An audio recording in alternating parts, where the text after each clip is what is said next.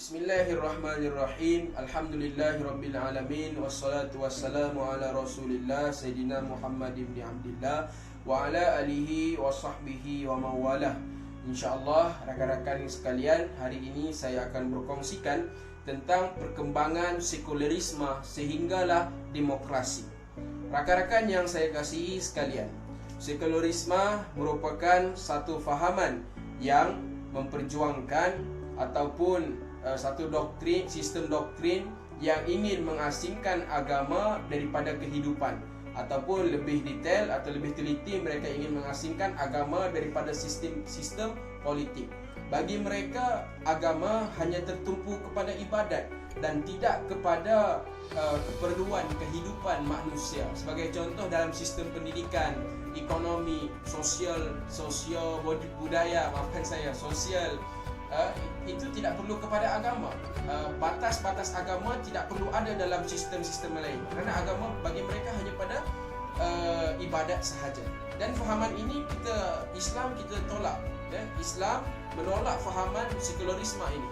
Sebab firman Allah Subhanahu wa taala, "Ya ayyuhalladzina amanu udkhulu fi silmi kaffah."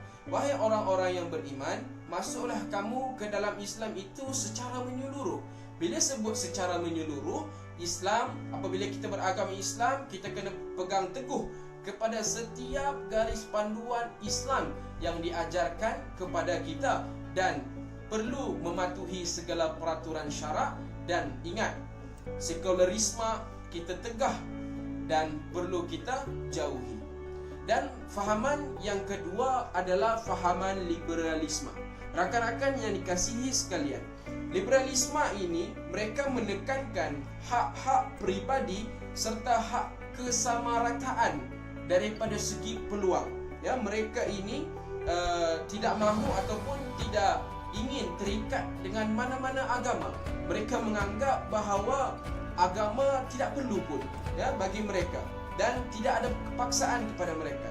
Mereka ini yang sentiasa memperjuangkan kebebasan daripada segi pergerakan ataupun harta. Bagi mereka, agama adalah penghalang bagi mereka untuk melakukan kebebasan. Kalau kamu mau beragama, kamu lakukan. Tidak ada paksaan, kata mereka. Kalau kau nak beragamalah. Kau jangan paksa aku. Ini adalah hak aku, kebebasan aku. Dan inilah yang dikatakan bahawa hak-hak pribadi mereka, yang mereka perjuangkan kebebasan. Sedangkan semua hak adalah sama, kan? Kita dalam Islam pun sebenarnya kita dijaga daripada segi sudut hak yang mereka perjuangkan, hak pribadi tadi, yang liberalisme itu. Islam, kita menjaga semua itu, yang dipanggil sebagai maqasid syariah. Islam menjaga hak agama, menjaga hak nyawa, hak harta, hak keturunan, dan juga hak akal, kan? Islam menjaga ini. Bagi mereka ini tidak.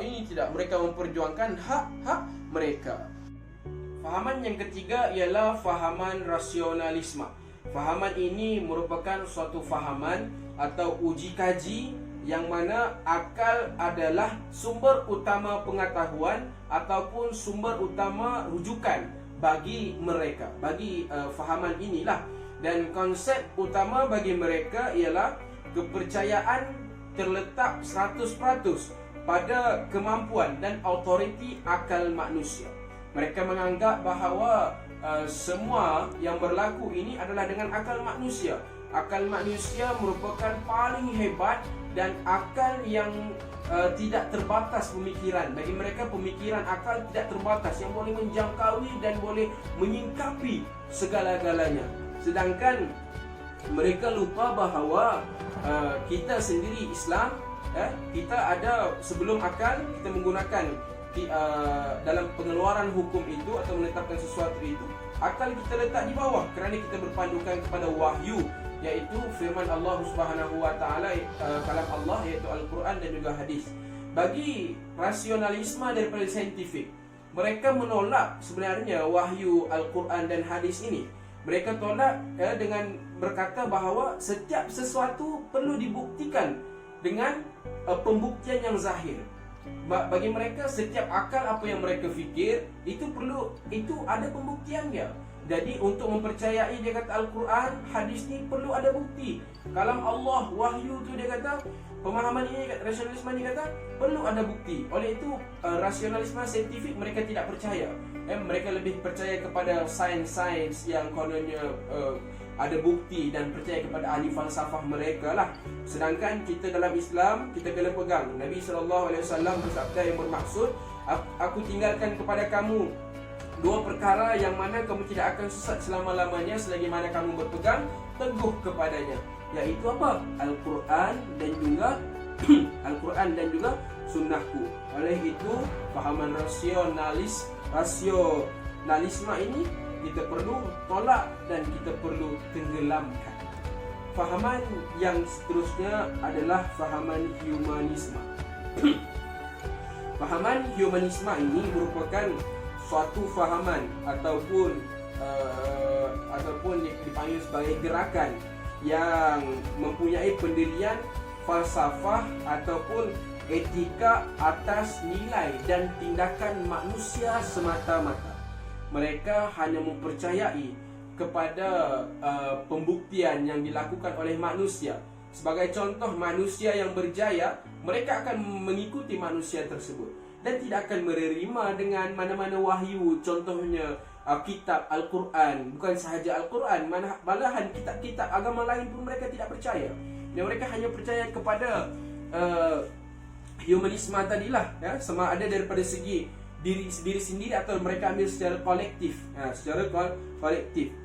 Dan mereka ini amat percaya kepada pemikiran yang kritis oleh ahli falsafah. Pemikiran ahli falsafah ni, kan, kita faham bahawa orang-orang yang tinggi berilmu ni, pemikiran ini kadang-kadang kita tidak terfikir.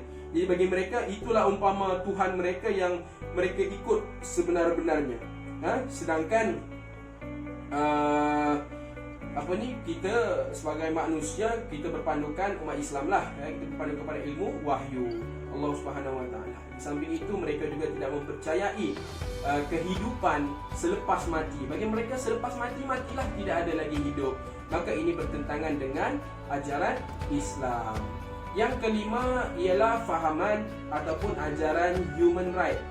Human right ataupun dalam bahasa Melayunya dipanggil sebagai hak asasi manusia. Baik, hak asasi manusia ini merupakan suatu hak-hak yang memang sedia ada pada diri manusia tersebut sejak azali lagi, kan, dan tidak ada sesiapa pun yang menafikannya, kerana kita memang menjaga hak-hak asasi manusia. Bagi mereka ini inginkan kebebasan. Tidak ada paksaan, apapun kejahatan ataupun kerosakan yang mereka lakukan, mereka katakan ini adalah hak aku. Hak aku adalah hak akulah. Yang kau mau sibuk, kenapa? Inilah yang mereka perjuangkan. Hak asasi manusia, sehingga kan mereka memperjuangkan bahawa lelaki dan perempuan tidak ada beza, sama sahaja. Kalau mereka ingin kahwin antara lelaki dengan lelaki, itu adalah hak kami. Maka fahaman ini adalah sesat, ya? Fahaman ini sesat dan memang sesatlah, ya? Yang memperjuangkan hak kesamarataan, ya? Itu dia panggilkan hak asasi manusia. Atas dasar hak asasi manusia, kami ada hak untuk melakukannya. Maka disebab dan itu hendaklah kita berhati-hati dalam hidup bermasyarakat, kerana di dalam negara kita juga terdapat pejuang-pejuang human right ini, ya, yang mana mereka terdiri daripada golongan cerdik pandai, dan perlu kita ambil kira lah, sebab pengaruh mereka ini amat kuat. Sebab itu tauhid ataupun akidah kita perlu kuat. Dan yang seterusnya adalah pluralisme. Pluralisme ini daripada segi bahasa kita faham English, plural. Plural ini merupakan satu perkara yang banyak.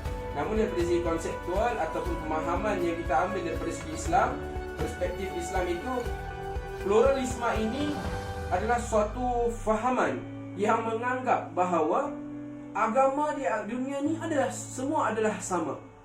Dia kata begitu. Semua agama Islam, Hindu, Buddha, Kristian, semua ni sama. Tidak ada yang betul, tidak ada yang salah. Semua adalah sama. Dan semua ajaran ini tadi, ya, agama ini tadi, semuanya akan masuk syurga mengikut amalan masing-masing. Jadi perkara ini amatlah tidak wajar dan kita tidak terima, kerana kita tahu bahawa di dalam muka bumi Allah Ta'ala ini, planet bumi ini, agama yang hanya diredai oleh Tuhan sekalian alam, iaitu Allah Subhanahu Wa Ta'ala, adalah agama Islam. Sebagaimana firman Allah Subhanahu Wa Ta'ala, Inna dina indallahil Islam, sungguhnya agama yang diredai oleh Allah Subhanahu Wa Ta'ala adalah agama Islam. Jelas lagi terbukti bahawa Islam adalah agama, namun pluralisme ini tetap memperjuangkan. Bagi mereka tidak ada dakwah. Maksudnya kalau kita Islam, kita ada sebut dakwah, kita ajak orang masuk dalam Islam. Bagi mereka tak boleh. Dia kata kalau kau nak dakwah, jangan dakwah kami. Ini adalah hak kami dan kami suka hatilah. Begitu kan. Maka sebenarnya fahaman ini amatlah tidak betul dan perlu kita hindari daripada diri kita. Dan yang terakhir, yang iaitu kemuncak perbincangan kita pada malam ini, ialah fahaman demokrasi. Baik, demokrasi secara umumnya kita mengetahui bahawa ialah kebebasan untuk seseorang itu memilih, ataupun mudah bicara pungutan suara yang ramai. Demokrasi ini muncul apabila semua agama dianggap sama, yang kita bicarakan tadi, iaitu pluralisme. Apabila semua itu dianggap sama, maka tidak perlu wujudnya fahaman demokrasi. Kerana dia kata, kalau semua agama sama, siapa yang perlu kita ambil? Siapa yang menentukan hukum? Siapa yang ni? Jadi kemunculan demokrasi ini telah menimbulkan kesulitan di dalam menentukan keadilan ataupun kebenaran. Kerana bila dianggap semua agama sama, siapa betul, siapa salah? Maka di sinilah munculnya demokrasi, diambil suara yang ramai. Mana suara yang ramai, itulah dianggap kebenaran. Meskipun yang benar, yang ramai tadi itu salah, yang bilangan sedikit, suara sedikit, rakyat yang sedikit tu, yang sendiri tu, betul, yang ramai tadi dianggap adalah sebagai kebenaran, sedangkan itu fahaman yang salah. Maka sebab itu kita perlu berhati-hati dengan fahaman demokrasi. Demokrasi ini sebenarnya yang telah memecah belahkan agama Islam itu sendiri, yang menghasut ramai. Mudah-mudahan kita terhindar daripada fahaman ini. Jadi rakan-rakan, segala apa yang saya kongsikan tadi, 7 fahaman itu adalah fahaman yang sangat sesat dan penyeleweng dan perlu kita hindarkan. Mudah-mudahan Allah Subhanahu Wa Ta'ala melindungi kita daripada terpengaruh dengan ajaran ini. Dan ingin saya berpesan bahawa kita hendaklah berpandukan Al-Quran dan Sunnah sebagai pedoman hidup kita. Jadikan ia pedoman dalam hidup kita, supaya kita sentiasa kekal di jalan yang lurus. Sekian daripada saya. Wabillahi taufiq wal hidayah. Wassalamualaikum warahmatullahi wabarakatuh.